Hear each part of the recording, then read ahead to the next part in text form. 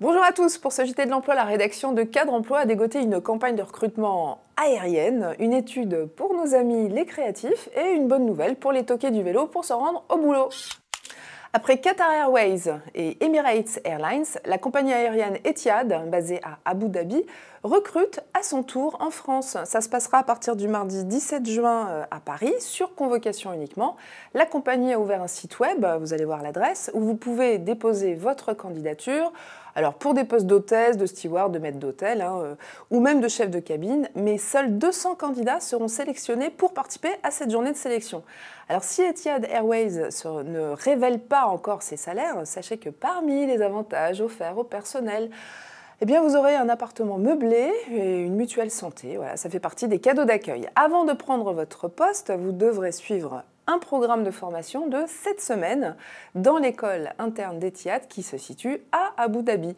Voilà, sur les 4000 membres d'équipage de la compagnie, 95 sont des Français. Voici une étude bien utile pour les créatifs qui cherchent du boulot mais qui se prennent des portes. Le cabinet de recrutement Aquent a eu l'idée de demander aux recruteurs de ces créatifs ce qui les agace le plus chez les candidats. Leur verdict, le voici en infographie. Alors d'abord, les recruteurs trouvent que le contenu du CV est inadapté au poste dans 65% des cas. Rien d'étonnant.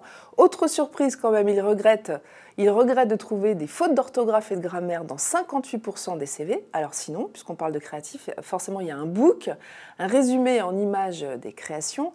Les recruteurs aimeraient bien qu'il soit soigné et rangé, adapté au poste à pourvoir et consultable en ligne. C'est plus pratique. Enfin, lors de l'entretien, les recruteurs enfoncent encore le clou et rappellent qu'ils ne sont pas contre un peu d'enthousiasme chez les candidats. Que des évidences donc, mais qu'il semble utile de rappeler, selon le cabinet à l'origine de l'étude, et qui espère qu'avec ces conseils, les créatifs s'améliorent et se prennent un peu moins de portes. Ça y est, c'est enfin lancé. Les employés qui se rendent au travail à vélo bénéficient désormais d'une indemnité kilométrique, du moins s'ils font partie de l'expérimentation lancée par le ministère de l'Environnement pour les 6 prochains mois. 20 entreprises regroupant au total 10 000 salariés testent ce dispositif depuis le 2 juin 2014.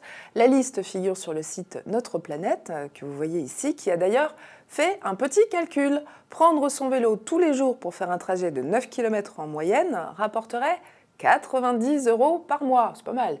Et ce qu'il faut savoir en plus, c'est que le vélo génère chaque année en France 4,5 milliards de retombées économiques et représente 35 000 emplois. Alors comment vous dire? Tout ça vélo. C'est aussi bon pour notre éco. Voilà, vous pouvez retrouver d'autres infos sur notre site cadreemploi.fr, rubrique Actu et conseils. Excellente fin de semaine à tous!